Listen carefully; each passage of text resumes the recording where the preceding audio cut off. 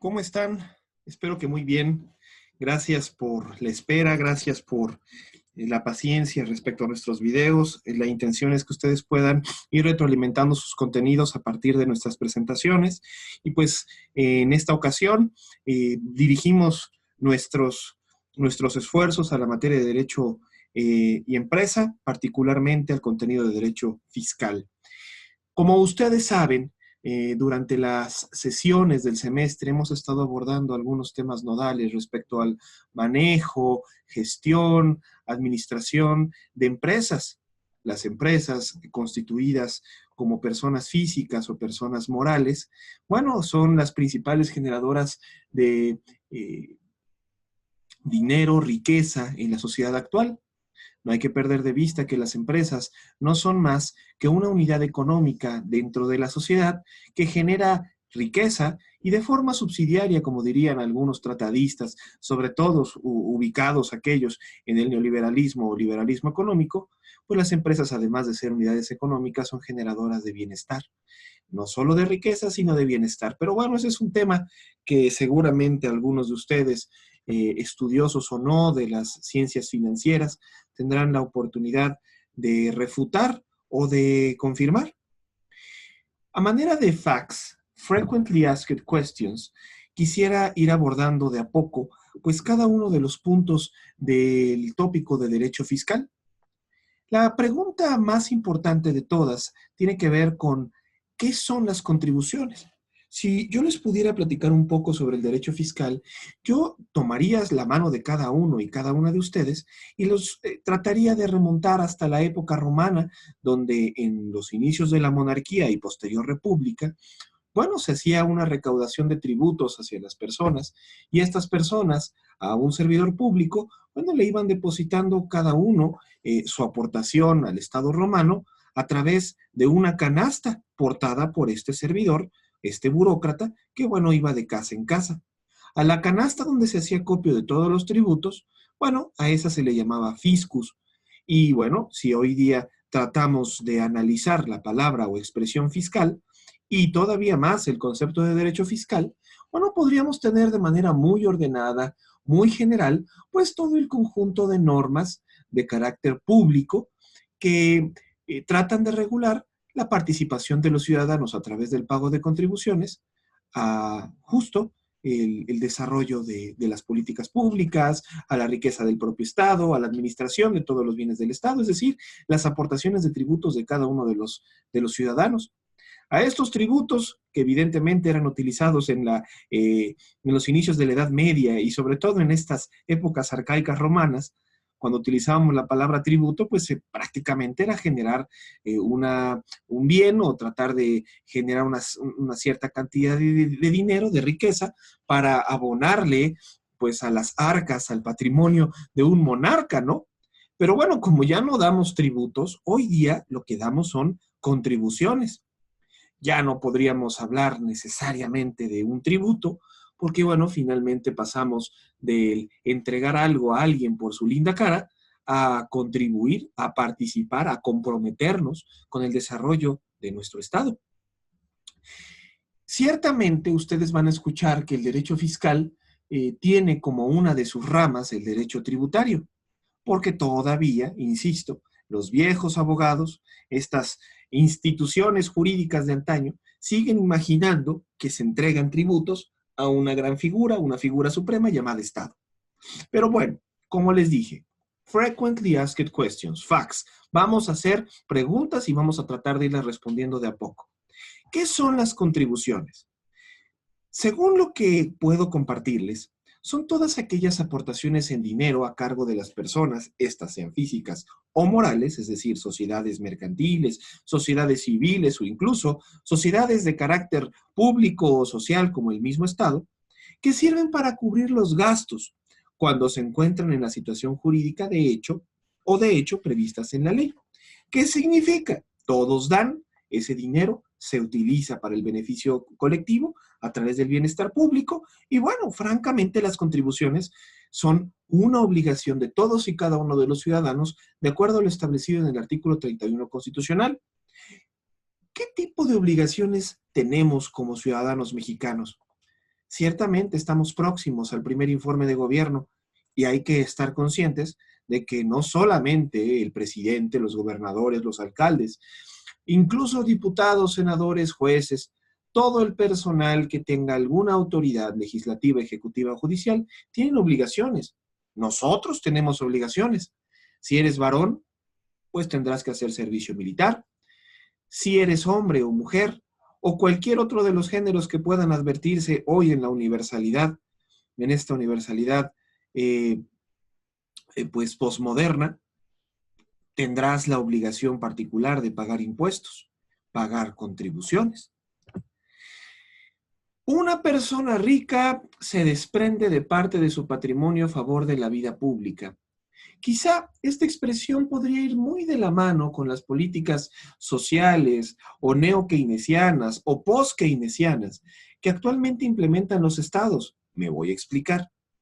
Durante el siglo XIX y siglo XX, sobre todo en el siglo XX, se tuvo la creencia de que el Estado podría intervenir en la economía y, pues francamente, en la operación de toda la maquinaria que generaba bienestar económico o al menos desarrollo económico y así asegurar que todos y cada uno de los ciudadanos tuvieran acceso, pues, a los rubros mínimos en materia de derechos humanos y también, ¿por qué no?, de bienestar individual.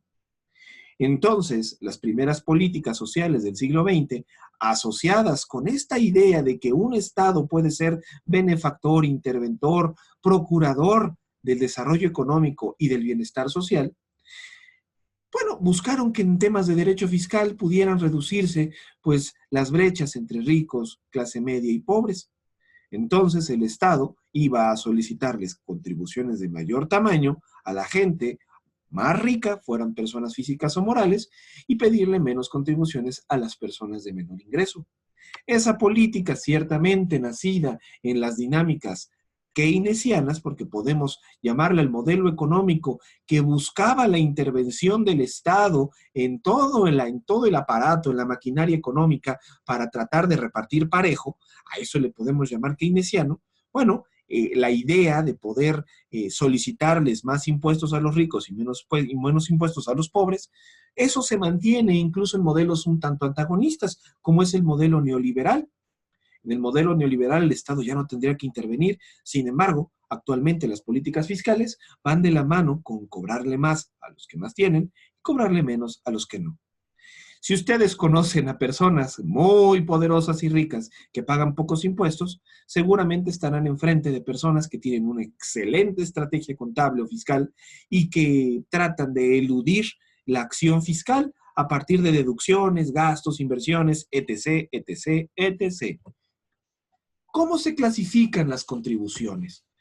De acuerdo al artículo segundo del Código Fiscal Federal, las contribuciones, es decir, estas aportaciones económicas que hace cada ciudadano al Estado, se clasifican en impuestos, aportaciones de seguridad social, contribuciones de mejoras, derechos. Vamos a tratar de explicar algunas de ellas. Ciertamente todas corresponden a aportaciones económicas que dan cada uno de ustedes, sus papás, las empresas en las que trabajan o las empresas que finalmente emprendieron hace años y que hoy día dirigen y que tienen como principal finalidad generar un desarrollo económico nacional. Vamos a tratar de repetir un poquito. Por ejemplo, cuando nosotros hablemos de aportaciones de seguridad social, son todas aquellas contribuciones establecidas en la ley a cargo de personas que son sustituidas por el Estado en el cumplimiento de obligaciones fijadas por la ley en materia de seguridad social o a las personas que se beneficien en forma especial por servicios de seguridad social proporcionadas por el mismo Estado. Recuerden, miren, yo les decía, impuestos, aportaciones de seguridad social, contribuciones de mejoras, derechos. Ya hablamos de que los impuestos finalmente son contribuciones obligatorias para todos los ciudadanos, artículo 31 constitucional, y estas contribuciones van pues de forma directa o indirecta asociadas a las ganancias de las personas o a los productos que consumen. Pero si nosotros vemos, de acuerdo al artículo segundo constitucional, el tema llamado aportaciones de seguridad social, pues vamos a ver que son todas aquellas contribuciones que pagan los ciudadanos por tener acceso o derecho a servicios de seguridad social. Entiéndase salud, vivienda, si es un crédito financiero para poder comprar vivienda, o incluso para algunos trabajadores el acceso a ciertos bienes muebles de uso común, de uso cotidiano, mesas, camas, electrodomésticos. Son aportaciones que da cada ciudadano y que tienen como principal función el poder cubrir o garantizar sus necesidades de seguridad social. Si tú no haces estas aportaciones porque eres desempleado, bueno, no tendrás acceso ni a esos créditos y mucho menos a los servicios de salud.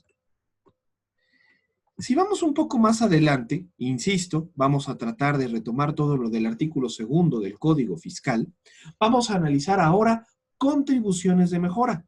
Nuevamente, el primer tema del artículo segundo del Código Fiscal de la Federación refería o advertía impuestos, el segundo, aportaciones a seguridad social, y ahora el tercero, contribuciones de mejora. ¿Ustedes han escuchado este término? Bueno, si ustedes se dedican en cuerpo y alma a licenciaturas o programas académicos asociados con finanzas, administración de empresas o cualquier otro que tenga una injerencia particular en manejo fiscal o estrategias contables, las contribuciones de mejora les serán muy familiares, al menos al escucharlas. ¿Qué son estas? Bueno, son aquellas que son establecidas por ley a cargo de las personas físicas y morales que se benefician de manera directa por obras públicas. No sé, ustedes podrían ubicar, por ejemplo, aquellas empresas, aquellas personas físicas que deciden utilizar de forma particular o rentar de forma particular algún bien que es propiedad del Estado. Por ejemplo, las personas que se casan y rentan un museo, rentan una plaza pública, rentan un parque y que aprovechan de manera directa, de manera particular, bienes que son propiedad del Estado y que se benefician de manera directa. Algunas personas, por ejemplo, deciden no solicitar pipas al pipero de confianza. ¿Qué es una pipa? Pues una pipa de agua, sobre todo en aquellas colonias del sur de Puebla que no tienen agua y que tienen que llamarle a personas con pozos en sus domicilios para que estos, a través del uso de pipas, les puedan llevar por 300, 500, 700 pesos, pues una cantidad considerable de agua potable y rellenar sus cisternas. Imaginemos que no se los pedimos a esas personas que de manera privada hacen el acto de trasladar el agua, el tan importante fluido de un lado al otro, y que se los piden directamente a los bomberos, y los bomberos de sus propias pipas les llevan agua hasta su domicilio. Esto es posible. A eso también se le llama contribución de mejora, porque el ciudadano está haciendo uso directo de un bien que es propiedad del Estado y tiene que pagar por dicha aportación, por dicho servicio, por dicho producto. También podría ir, por ejemplo, hablando de contribuciones de mejora, a hablar de las licencias mercantiles que el Estado otorga y que permiten que un ciudadano en particular o un grupo de ciudadanos hagan uso de determinado vehículo, de determinada estación de trabajo, de determinada zona, de determinado horario para vender o no ciertos productos. Contribuciones de mejora, insisto, son todas aquellas en las que un ciudadano de forma particular decide contratar el servicio o el producto del Estado para beneficiarse de manera individual. El Estado finalmente es propietario de muchas cosas y que puede ofrecer a los ciudadanos, a los particulares, personas físicas y morales para su uso, para su disfrute. Aun cuando pueda parecer un poco contradictorio, quiero tocar a los impuestos, tema aparte, que además estaban enunciados en el punto 1 del slide correspondiente al artículo 2 del Código Fiscal Federal, debido a que los impuestos, como ya lo platicamos, pues básicamente son aquellas contribuciones o cargos exigibles por el fisco, es decir, por Hacienda, sobre los ingresos, bienes y consumo de una persona física o moral. Los impuestos pueden hacerse de forma directa o indirecta. Directa si es que van y buscan imponer alguna cuota, algún porcentaje, alguna obligación de cobro sobre las ganancias que un particular tiene de dichos ingresos. O pueden ser de forma indirecta cuando se trasladan directamente a los productos o servicios que los particulares, personas físicas o morales, bueno, hacen uso y que necesitan finalmente pagar. Los impuestos, insisto, para temas del examen o de cualquier evaluación, son cargos exigibles por el fisco sobre ingresos, bienes y consumo de personas físicas o morales. Si tienes cualquier duda, por favor, no dudes en contactarme. Los aprovechamientos, también contemplados en el artículo 2 del Código Fiscal Federal. Todos aquellos ingresos que percibe el Estado por funciones de derecho público, distintos a las contribuciones, ingresos derivados de financiamientos y de los que obtengan los organismos descentralizados y las empresas de participación social. Ciertamente el Estado también tiene recursos a partir de una serie de elementos o una serie de actos donde no necesariamente presta un servicio o impone una ganancia, etcétera. Por ejemplo, te multan. Podría considerarse quizá un aprovechamiento, porque te están infraccionando por venir borracho, por pasarte el alto, por cualquier situación. Eso puede generar también un ingreso para el Estado. Tú no te estás beneficiando de nada, pero el Estado al menos está generando un ingreso. Tenemos otro rubro que yo toco mucho en materias como derecho financiero. ¿Ustedes creen que haya contribuciones, por ejemplo, en el comercio exterior? Sí, a dichos impuestos en comercio exterior, pues también se les puede llamar como derechos de trámite y cuotas compensatorias. El Estado, por ejemplo, al permitir que ciertos productos ingresen a nuestro país, puede cobrar derechos por hacer trámites, hablando de aduanas, puede cobrar por muchas razones. A esas cuotas, a esos derechos, incluso a esos pequeños impuestos traducidos en los productos importados, también se les puede considerar contribuciones. Y hay una palabra siniestra, cuotas compensatorias. Si hablamos, por ejemplo, de comercio exterior, ¿qué podemos entender por cuotas compensatorias? Bueno, las cuotas compensatorias son todas aquellas que son determinadas por el Estado para permitir que productos cuyo precio en el país de origen era inferior al producto ofrecido en nuestro país, el mismo producto ofrecido en el país, permite que ese producto que esté entrando a Estado mexicano no vulnere ni golpee a los productores o comerciantes internos, mexicanos, domésticos. Así las cuotas compensatorias lo que buscan es generar un ingreso al Estado imponiendo pues derechos de paso de esos productos al mercado mexicano para que el consumidor finalmente, y valga la redundancia, finalmente, no tengan la necesidad de estar comparando precios menores con precios mayores y los precios de ambos productos, producido afuera o producido al interior, sean prácticamente iguales. Eso lo hablamos, por ejemplo, con los productos chinos, cuyo costo de producción puede ser muy inferior a los mexicanos. Y esas cuotas compensatorias lo que buscan hacer es tratar de generarle un ingreso al Estado y así exigir que el producto que viene tenga un precio competitivo, un precio razonable con respecto al producido en tierras mexicanas. ¿Qué elementos tienen las contribuciones? Bueno, en general podemos identificar los siguientes: objeto, aquello que se graba; sujeto, base, tasa y época de pago. Objeto, por ejemplo, del ISR. El objeto del ISR, del impuesto sobre la renta, es justamente la renta. ¿Y qué es la renta, profesor? Bueno, son los ingresos, las ganancias. La renta es la ganancia que tiene una persona física o moral sobre sus ingresos. Si a mí me entran 10 pesos y después de haberle restado gastos, pago a trabajadores, inversiones, etcétera, me queda de ganancia 3 pesos, bueno, esos 3 pesos se les llaman renta o también se les puede llamar utilidad. Eso es lo que grava el ISR. Y el ISR, por ejemplo, bueno, busca gravarlo de manera que se puedan imponer distintas tasas. Las tasas son porcentajes de los cuales se estima cuánto de esos 3 pesos toca pagar. Si son 3 pesos, no es lo mismo que sean 9, 15, 20, 25 o 1 millón. Entre más utilidad, entre más hayas ganado, mayor va a ser el porcentaje de ISR. El sujeto, persona física o moral a la cual se le va a aplicar el impuesto. La base. ¿Sobre qué se va a imponer ese impuesto? ¿Sobre el ingreso en general? ¿Sobre la distribución a trabajadores? ¿Sobre qué va a hacerse? En el caso del ISR está muy claro. La base es la renta. Y la época de pago es en qué momento esa persona tiene que pagar ese impuesto. Ese sujeto tiene que pagar ese impuesto. Cuando hablamos de sujetos, siempre hablaremos de uno activo y otro pasivo. La autoridad, el ente público, el Estado, siempre será el ente activo, el ente que cobra, el ente que impone el impuesto, el ente que está buscando que el pasivo pague, mientras que el contribuyente siempre será el segundo. Me refiero al sujeto pasivo, el que tiene que pagar, el que tiene que poner, el que tiene que hacer caso de lo que dice el activo.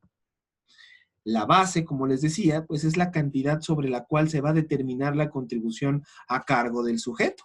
Yo les decía, ¿se va a hacer la carnita asada? No, no, no. Se va a calcular el impuesto sobre 3, 5, 15, 20, 35, 1 millón.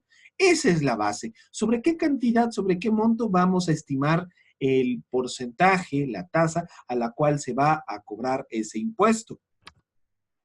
Y la tasa es un tanto por ciento establecido en cada ley, sea de ley de ISR, ley del impuesto al valor agregado, que es el IVA, ley sobre, bueno, el impuesto sobre productos especiales, ¿no? El IEPS. Y este tanto por ciento, bueno, va a aplicar la base de la contribución para determinar el pago por cada unidad tributaria. Es decir, ¿cuánto es el ISR? 35%, ese es su límite máximo. Y el IVA, 16%, dependiendo si está en la frontera, estará más cerca.